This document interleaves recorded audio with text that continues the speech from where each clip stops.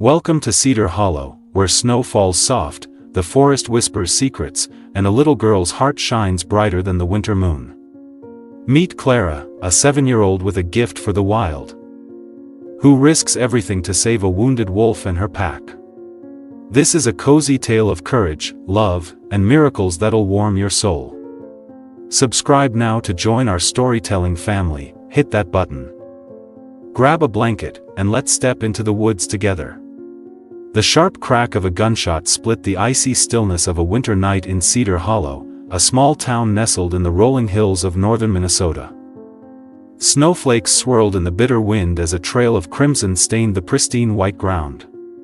A gray wolf, her amber eyes wide with fear and resolve, limped through the towering pines. Blood seeped from a graze on her flank, each step a battle against pain and exhaustion. Her ears twitched, tracking the fading shouts of hunters, but then a new scent, soft, innocent, unlike the harsh tang of gunpowder, drew her forward. She staggered toward a faint glow at the forest's edge, a weathered barn behind a cozy cabin, smoke curling from its chimney like a beacon of hope. Inside the barn, 7-year-old Clara Thompson froze mid-step, her small hands clutching a tattered stuffed rabbit. The creak of the barn door widened, revealing the wounded wolf. Their eyes met, wild amber against wide hazel, and time seemed to pause. Clara's breath caught, but she didn't run. The wolf, trembling from effort, sank onto the straw-strewn floor. Her gaze steady, almost pleading. Clara saw not a beast from her storybooks, but a desperate soul seeking refuge. "I'll keep you safe," she whispered, her breath puffing in the chilly air. "I promise." Outside, men's voices grew louder, boots crunching closer through the snow. The wolf's ears flattened, and Clara's jaw tightened with a determination no child should bear. She stepped forward, tiny hand outstretched, choosing to protect the stranger fate had delivered to her door. Cedar Hollow was a tight-knit town where folks waved from porches and the diner served pancakes all day. Surrounded by dense forest, it was a place where kids sled down hills and winters blanketed everything in silence. Clara wasn't like most 7-year-olds here. Born during a fierce blizzard that took her mother, Ellen, she'd been raised by her uncle, David Harper, a rugged forest ranger 25 years her senior. David had taught her to love the wild, tracking deer prints, spotting owls, whispering, "The forest gives us life, Clara. We owe it the same." Her mother's memory lived in a brass locket Clara wore, holding the only photo she had, a woman with hazel eyes like hers, smiling softly. Their cabin perched on the town's edge, a sturdy home David built with calloused hands. Books on wildlife stacked the shelves, and Clara's room glowed with sketches of foxes and hawks she'd drawn herself. She had a gift: rabbits nibbled near her feet, birds perched on her mittens. David called it magic. The townsfolk found it odd in a place growing wary of nature. Cedar Hollow had hit rough times since the sawmill shut down 6 years ago. Mayor Tom Grayson, a slick-talking man whose family had led the town for decades, pitched progress to desperate residents, jobs through forest management. Few knew he'd found rare mineral deposits in the protected woods. Planning to exploit them illegally, consequences be damned. Wolves had become the town's scapegoat. Missing chickens and a mauled calf near the forest edge fueled fear. Hunters claimed the packs were bolder, encroaching where they hadn't before, unaware Grayson's secret drilling had shrunk their habitat. Old widow Agnes, living in a shack across the woods, knew the truth. Once the town's herbalist, she delivered Clara's mom and half the kids in Cedar Hollow. Now shunned for her old ways, she watched over Clara from afar after David's death 3 years back, a logging accident that left questions unanswered. Sheriff Ben Larson, David's old fishing buddy, quietly dug into that mystery, suspecting foul play. Hank Riley, the town's gruffest hunter, led the anti-wolf charge, his motives murkier than his bluster suggested. Then there was Rachel Evans, who'd vanished from town 8 years ago, returning recently with a shy 7-year-old boy, Jamie, whose eyes echoed David's. Dawn painted the forest gold as Clara slipped from her quilt, pulling on her blue coat. 3 days earlier, she'd found the wolf, whom she named Luna, and now she crept to the barn with a bundle of leftover oatmeal and bacon scraps. "Morning, Luna," she whispered, easing the door open. The wolf's amber eyes softened, no longer wild with panic. Clara knelt beside her, moving slow like David taught her. Luna's breathing hitched, her body rippling with effort. "You're having babies," Clara gasped, recalling how David once helped a stranded doe birth its fawn. Her small heart swelled. This was grown-up work. But she was all Luna had. Hours slipped by as Luna labored. Clara missed school, sitting cross-legged in the straw, stroking the wolf's fur. "You're doing great," she murmured, voice shaky but sure. By noon, 3 pups squirmed at Luna's side, 2 gray, 1 coal-black. Clara wiped them with her scarf, hands trembling from cold and awe.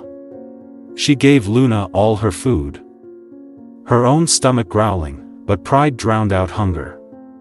"I'll take care of you all," she vowed, her words heavy with a promise she'd fight to keep. 3 miles away, Cedar Hollow's town hall buzzed with anger. Mayor Grayson pounded the podium, his graying hair glinting under fluorescent lights. "2 more goats lost last night at the Carter place," he barked. "That's 10 animals this month. These wolves aren't just pests, they're a threat to our survival." Farmers muttered agreement, faces etched with worry. Times were lean enough without wolves raiding their barns. Hank Riley stood, his worn jacket creaking. "Packs growing, moving closer. Next, it'll be a kid. We need a hunt, clear 'em out." The crowd rumbled approval. Sheriff Ben leaned against the wall, arms crossed, badge glinting. "Hold up," he called. "Not all those kills look like wolf work, some cuts were too clean. We need proof." Grayson's eyes narrowed. "You doubting these folks, Sheriff?" Ben held his ground, silent but outnumbered. "I say we hunt 'em down before spring doubles their numbers," Hank roared. The vote passed, only 3 against. Clara, who'd slipped in unnoticed, felt her chest tighten. These adults didn't know Luna, hadn't seen her trust, hadn't held her pups. She darted out, panic driving her to the one person who might help. Widow Agnes's shack stood apart, smoke spiraling from its chimney. Kids called her a witch, but Clara never feared her. The door opened before she knocked, Agnes's lined face peering out. "Trouble's found you, hasn't it, little one?" her gravelly voice rasped. "Coming quick." The shack smelled of sage and pine. Clara spilled her story: Luna, the pups, the hunt. Agnes sighed. "Folks forgot how to share this land. They see danger where there's harmony." She handed Clara jars of herbs. "These'll heal your wolf. And this, a small vial of honey tea, keeps you strong. Can't save 'em if you're weak." As Agnes shared tales of a time when wolves balanced the forest, Clara found her first ally. Neither saw Hank Riley lurking in the trees, watching with cold eyes. Snow fell thick over Cedar Hollow that night, wind rattling the barn where Clara huddled with Luna and her pups. A horse blanket draped her shoulders as she dabbed Agnes's salve on Luna's wound, the wolf's amber eyes tracking her every move. Luna had begun slipping out to hunt, returning with rabbits, but Clara feared each trip might be her last. A sudden scratch at the door stilled her. Luna's ears perked, calm not cautious. Clara peeked out, and gasped. 6 wolves stood in the swirling snow, their fur iced over, eyes glinting like stars. For a heartbeat, she thought they'd attack, but Luna whined softly. The lead wolf, a huge gray male with a scarred ear, answered with a low hum. "Your family," Clara breathed, stepping back as they filed in. The pack settled around Luna, noses brushing the pups. forming a protective ring. Clara named the scarred one Titan, awed as he lay beside Luna. The storm had driven them here, and Luna's trust in Clara seemed to ripple through them. She pressed against the wall, heart pounding with wonder and dread. One wolf was hard to hide, 9, plus pups, was impossible. Their tracks would show, their howls might carry. "I'll figure it out," she promised, voice firm despite the odds. "Just stay quiet." The blizzard stalled the hunt, buying her time. Clara trudged to Agnes's shack through knee-deep snow. Sack slung over her shoulder. "They're all here now," she panted. "I can't feed them alone." Agnes nodded, pulling jerky from her stores. "We'll get scraps from the butcher, say it's for strays." It wasn't enough, but it'd hold them. As Clara returned, a voice cut through the wind. "Hey, Thompson." Ethan Grayson, the mayor's 13-year-old son, loomed over her. "What's in the bag?" "Nothing." Clara lied, gripping it tighter. His eyes narrowed. "Dad says your uncle caused trouble. Bet you're hiding something. Saw wolf tracks by your place." Her pulse raced. "No wolves there." She stammered. "We'll see," he smirked. "Hunts tomorrow, maybe we'll start with you." Terror clawed at Clara as she ran home. The pack needed to move deeper into the woods. But the pups were too small, the storm too fierce. She was trapped. Next morning, the town hall buzzed again. Mayor Grayson's voice boomed, "Tracks prove it, 8 wolves, maybe more. Right by town. Biggest pack we've seen. They're a danger." Fear swept the crowd. Hank stood, rifle in hand. Tracked them near the old Harper cabin. Eyes turned to Clara, who sat at the back. Snow-dusted. "My uncle said wolves don't hurt people unless we hurt them first," she called, voice clear. "They're just surviving, like us." Grayson's face darkened. "They're in your way because you're wrecking their home." Clara blurted. His fist slammed the podium. "Enough from a kid who doesn't get it." "She's got a right to speak," Agnes countered, rising stiffly. "Wolves moved in 'cause someone's tearing up their land, drills. Blasts, I've heard it. Seen trees fall where no logging's allowed." Grayson sneered, "Lies from a crazy old woman." "I see greed clear as day," Agnes shot back. "Why'd wolves stay away till now?" Chaos erupted, shouts. Accusations. Sheriff Ben watched, noting Grayson's flinch at blasts. The hunt passed, narrower this time. Clara fled, tears freezing on her cheeks, Agnes hobbling after. Ben caught them outside. "I've gotta search your place, Clara." "Mayor's orders." Her world crumbled. "Please, just till dark," she begged, grabbing his sleeve. Ben, who'd bounced her on his knee as a baby, sighed. "Sunset. But if there's danger, you tell me." She nodded, hiding the truth. "They're not dangerous to me." At home, she scattered Agnes's scent-masking herbs around the barn, whispering to the restless pack.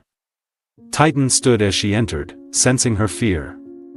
She sat on the porch, Luna hidden inside at her side, instinct telling the wolf Clara needed her more than the pups did now. Sheriff Ben arrived as dusk fell, his flashlight cutting through the gloom. "Evening, Clara," he said, tipping his hat. "Show me around." She lit a single candle inside, heart hammering. A growl rumbled from the shadows. "Don't be scared," she urged. "This is Luna." The wolf stepped forward, eyes locked on Ben. He froze, hand on his holster, then relaxed. "How long?" "A week," Clara said, standing by Luna. "She was shot, came to me. Her pups are in the barn, her pack too." Ben rubbed his face. "Lord, kid. This is wild." In the barn, the pack bristled as Ben entered. Titan's hackles up. Clara moved among them, soothing, checking the pups. Ben stared, awestruck, a child among wolves, fearless. "I can't hide this," he said. "Hunts tomorrow." "Help me move em deeper," she pleaded. "Pups won't make it in this cold," he countered. "I'll say I found nothing, storm hid tracks. Gives us a day." Relief flooded her, but worry lingered. Weeks passed in a blur. Clara rose before dawn, hauling food from Agnes and the butcher. Luna healed, the pups grew, and Clara earned the pack's trust. Titan let her sit near. Others warmed slowly. She learned their language, ear flicks, tail twitches, mimicking them until they responded. "They're teaching me," she told Agnes, eyes bright. "And I'm teaching them." But her strength waned, she gave them her meals, coughing through the cold snap. Agnes brewed teas, teaching her forest remedies. "Knowledge is survival," she said, sharing tales of when wolves kept the woods alive. One night, a cry pierced the dark. Luna froze, then bolted. Clara followed, stumbling through snow to a clearing. Hank Riley lay there, legs snared in an illegal trap, blood pooling. "Help," he groaned. Luna circled, wary but still. Clara knelt, freeing him as David had shown her. "Why's it not attacking?" Hank rasped. "Luna knows you're hurt," Clara said. "She found you." With a whistle, 2 wolves appeared. "Trust them," she told Hank, rigging a sled. They dragged him to the cabin, where she bandaged him with Agnes's skill. Luna watched. A silent sentinel. Hank Riley recovered in Clara's cabin, hidden from Cedar Hollow's prying eyes. He watched her with the pack, feeding pups, speaking softly to Titan, his gruff exterior softening. "Why help me?" he asked as she changed his bandages. "I've killed wolves. Was gonna kill yours." "It's right," Clara said, echoing David. "Maybe you'll see they're not monsters." Over days, Hank's view shifted. These weren't killers, just a family, like his own. One night, he confessed, "I'm not what you think. I'm with state wildlife, undercover. Been tracking illegal mining here for months." Clara's eyes widened. "The drills Agnes heard?" "Yeah," Hank nodded. "Your uncle found it, amber deposits worth millions. Reported it, but died before we could move. I took over. Playing the hunter to get close." "He didn't die in an accident," Clara whispered, pieces clicking. "Mayor Grayson's behind it, pushing wolves out to clear land. We've got Sheriff Ben building a case." Hank said. "But we need hard proof." That night, Clara couldn't sleep. David hadn't just died, he'd been silenced for protecting the forest. She was in deep now, a 7-year-old tangled in a grown-up fight. Outside, snow fell anew. She'd tell Hank about the metal tags David hid under the floorboards, maybe evidence to end this. In town, Mayor Grayson rallied 20 hunters from nearby counties. Trucks clogging the square. "This wolf plague ends now," he thundered. Ben watched, case close but not ready. The hunt would hit at dawn. Ben raced to Agnes's shack. "Clara needs to move the wolves tonight," he urged. "If Grayson finds her with them, or Hank, he'll snap." Agnes packed herbs. "He'd hurt a kid?" "A man who killed once won't hesitate," Ben said. They fought a storm to the cabin, finding Clara and Hank with maps and tags.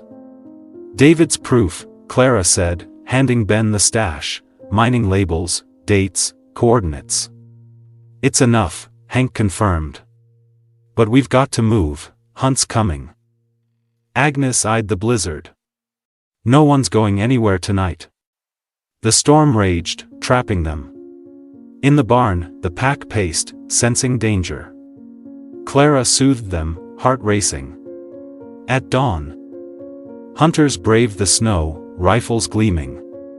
Grayson sat apart, promising his mining partners a clean slate by nightfall. Ben, Hank, and state troopers intercepted most, revealing Grayson's arrest. But Jim Carter, a farmer broken by livestock losses, slipped away, tracking the wolves to a cave system he knew well. Clara rode with Ben, Luna beside her, refusing to leave. Agnes rested in the clinic. Frail but alive. The wolves need their forest back, Clara murmured. After the mining's gone. State's shutting it down tomorrow, Hank assured. A crowd clashed in town, some shocked at Grayson's crimes. Others raging at lost jobs. Ben sent Clara to his wife, Ellen, with Hank. Stay safe, he said, facing the mob. At Ben's house, Ellen welcomed Clara with soup, unbothered by Luna. You need rest, sweetie. Clara sat, unease gnawing. Frank, did all the hunters come back? Before he answered, Ben radioed, Jim Carter's missing, talked of finishing the wolves. Clara leapt up. We've gotta go, they won't know him. Hank relented, racing to the caves with her and Luna. Gunshots rang out as they neared, 5 blasts. Clara screamed, sprinting with Luna. Jim stood over 3 wolf bodies, Titan among them, rifle raised. Get back, kid, he yelled. They're killers. You're the killer. Clara sobbed, clutching Titan's fur. Luna growled. But Clara held her. Don't. Hank disarmed Jim, voice calm. It's over. Mining drove them here, Grayson's fault, not theirs. Jim's rifle dropped, grief breaking through rage. They took everything, my farm, my life. From the cave, surviving wolves emerged, pups trembling. Clara's locket was gone, lost in the chaos. She knelt by Titan, tears falling. A rumble grew, not thunder, but the river dam cracking from mining blasts. The town's in the flood path. Hank yelled, pulling her up. Luna nudged her, urgent. They'll warn them. Clara said, signaling the pack. They bolted toward town, Luna staying back. Jim led them on a high trail, outpacing the flood. A woman appeared, Rachel Evans. Jamie's lost, looking for David's cabin. His dad? Clara asked. Rachel knelt. David's son, your cousin. He was your dad, Clara, not your uncle. Raised you as his sister to shield you. From what? Me, Rachel said. I was Grayson's niece.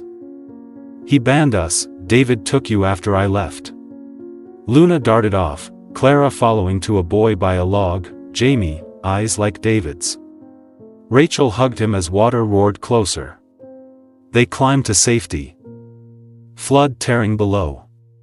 Clara found her locket in the snow, a note inside, David's proof, hidden all along. Atop the church hill, Ben confirmed, wolves warned us, town's safe. Clara showed the note, Grayson's doom sealed. Spring brought renewal, a wildlife corridor, peace with wolves, and Clara's new family, Rachel, Jamie, Ben, Ellen, Agnes, under one roof. Luna bridged wild and home, a testament to a girl's heart saving a town. From Cedar Hollow, we learn that courage comes in small packages, and compassion can bridge even the wildest divides. Clara shows us that protecting what we love, be it family or forest, starts with understanding. Not fear.